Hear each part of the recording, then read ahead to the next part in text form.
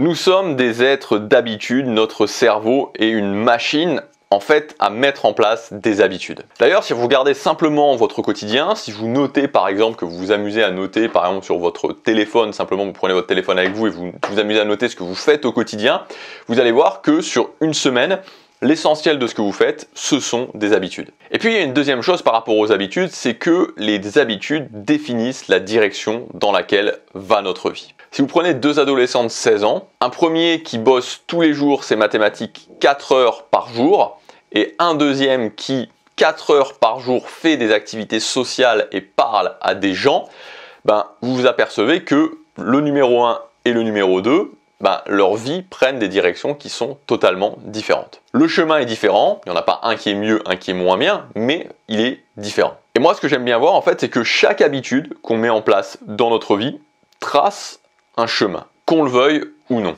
Que ce soit les bonnes habitudes, je fais de la musculation 3-4 fois par semaine, ou les moins bonnes habitudes, je bois 2 canettes de bière par jour. Et là où c'est encore plus impressionnant, ce sont les mini-habitudes. Parce qu'un biais qu'on a souvent en tant qu'être humain, c'est qu'on pense qu'il faut prendre des grandes actions pour avoir des grands résultats. Alors que c'est faux, on peut prendre des mini-habitudes qu'on va faire sur le long terme et qui vont nous apporter des grands résultats. Je prends l'exemple le plus visuel possible au niveau de l'argent et une courbe d'intérêt composé. Donc si tu investis en bourse avec 2000 € de capital initial et ensuite tu investis 100 € mensuellement pendant 25 ans avec un taux d'intérêt à 10% annualisé, à la fin, tu auras 139 686 €, dont 107 686 € d'intérêt gagné.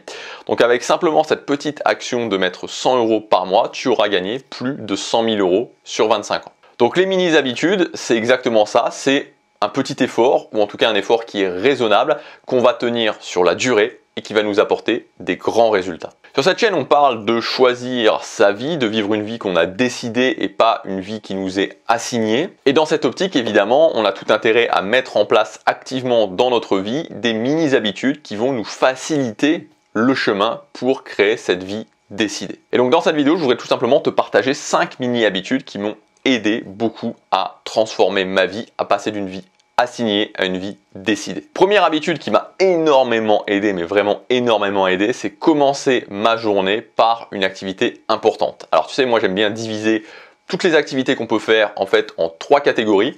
Premièrement, c'est ce que j'appelle les obligations. Donc les obligations, c'est les choses que tu dois faire sous peine de conséquences négatives ou extrêmement négatives. Donc l'exemple parfait en général de l'obligation, c'est typiquement le fait d'aller travailler dans ton job, parce que si tu ne travailles pas dans ton job, par exemple dans ton job alimentaire, tu n'es pas payé, si tu n'es pas payé, tu peux pas payer tes factures, tu peux pas vivre. Donc c'est une obligation. Faire le ménage aussi, c'est une obligation dans le sens où personne n'a forcément envie de faire le ménage, mais si tu le fais pas, ta maison va devenir de moins en moins propre et voilà, c'est pas très positif pour toi. Donc premièrement, c'est les obligations. Ensuite, deuxième type d'activité, c'est l'importance. Donc l'importance, c'est les choses que tu dois faire qui n'ont aucune conséquence négative si tu ne les fais pas, mais qui vont transformer ta vie dans le sens que tu veux. Typiquement, aller à la salle de musculation. Tu vas pas à la salle de musculation, il va rien se passer concrètement maintenant tout de suite dans ta vie, tu vois. Il va pas y avoir de conséquences négatives, sauf que tu vas pas transformer ton physique. Et si c'est ton objectif, tu vas donc pas transformer ta vie dans le sens que tu veux. Et enfin, troisième type d'activité, c'est l'évasion. Donc l'évasion, typiquement, c'est les activités qui sont ni importantes ni des obligations. Et en général, l'évasion, c'est utilisé pour justement oublier que notre vie est remplie d'obligations qu'on n'a pas forcément envie de faire. Et donc, moi, l'habitude qui a vraiment changé ma vie, peut-être l'habitude la plus importante, la mini-habitude la plus importante dans ma vie, c'est de commencer chaque journée par une activité importante. Donc une activité reliée à un objectif qui transforme ma vie dans le sens que je veux. Ensuite, deuxième mini-habitude qui m'a apporté des résultats dans ma vie, c'est me connecter chaque matin à mon objectif numéro 1. Tu vois, on vit dans un monde où il n'y a rien en fait qui est fait pour nous rappeler nos objectifs. Typiquement, voilà, tu vois, le monde n'est pas du tout fait pour te rappeler tes objectifs. Dès que tu te connectes au bruit ambiant, on va te parler des problèmes, de ce qui se passe pas bien dans le monde, on va t'inquiéter, on va te faire peur. Éventuellement, on va te rappeler que voilà, il faut avoir de la sécurité, il faut avoir un boulot stable, etc., etc. Mais absolument personne va te rappeler que c'est important d'avoir des objectifs et de vivre une vie qui t'inspire, etc., etc. Et donc ça, tu dois le faire pour toi. Et donc chaque matin, prendre ne serait-ce qu'une minute pour se connecter à ton objectif numéro 1, te rappeler pourquoi ton objectif numéro 1 est important pour toi. Troisième chose, troisième mini-habitude, j'en ai déjà parlé, mais je le rappelle, c'est l'investissement en bourse. Voilà, ça fait quelques années maintenant que j'investis en bourse et pendant longtemps, j'ai eu des barrières à investir en bourse parce que j'étais comme tout le monde. Voilà, je pensais que la bourse c'était du trading, je pensais que la bourse c'était quelque chose de risqué où j'allais perdre tout mon argent. Et puis, voilà, en m'intéressant au sujet, en m'intéressant surtout à l'idée de développer mon patrimoine et en me formant, en comprenant, en allant au-delà, hein, c'est un petit peu comme tout, en allant au-delà de, voilà, de la pensée majoritaire, des croyances limitantes, bah, je me suis aperçu que c'était pas du tout ça.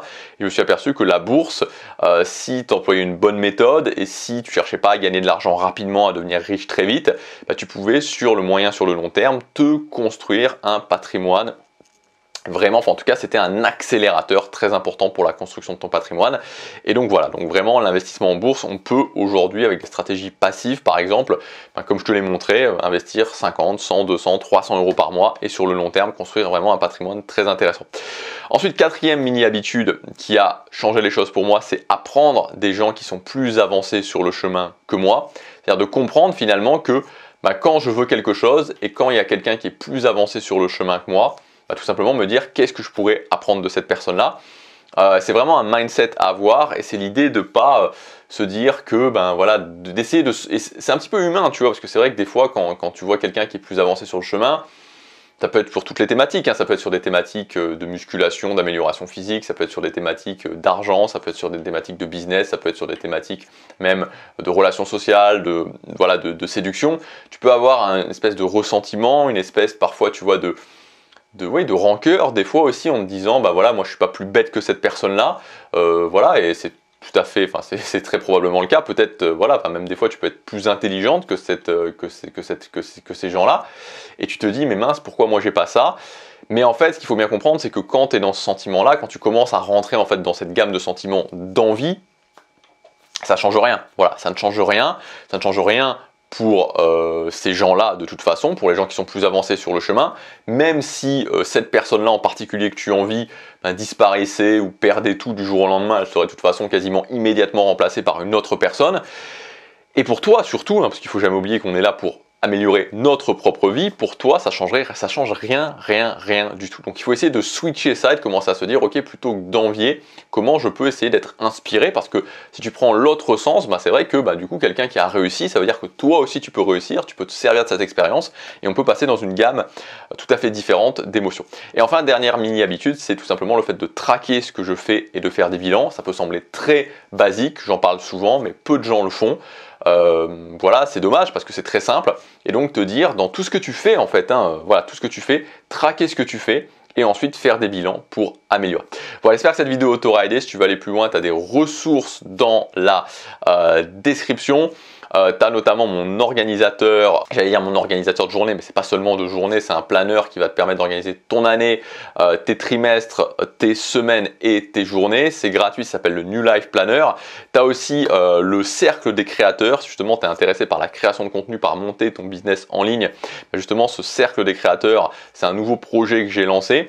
Et en fait, l'idée, c'est quoi? C'est tout simplement de ne plus devoir acheter de formations, de ne plus devoir acheter régulièrement des formations, mais que tout soit réuni dans un seul espace membre. Et voilà, j'ai vraiment eu de très bons retours là-dessus. Il y a beaucoup de personnes qui se sont inscrites et je pense que c'est un petit peu, je crois vraiment que c'est un petit peu peut-être l'évolution, un petit peu logique pour les gens. Puis il va y avoir de plus en plus de gens qui vont vouloir créer leur business en ligne. Je pense que c'est un petit peu l'évolution logique de ça, de créer une communauté, de plus forcément vendre des formations à l'unité dans le domaine du business en ligne, mais d'avoir un espace membre qui réunit tout. Donc voilà, tu peux aussi regarder, c'est dans la description si ça t'intéresse. Et dans tous les cas, je te dis à demain pour la prochaine vidéo. Passe à l'action, chaque jour compte.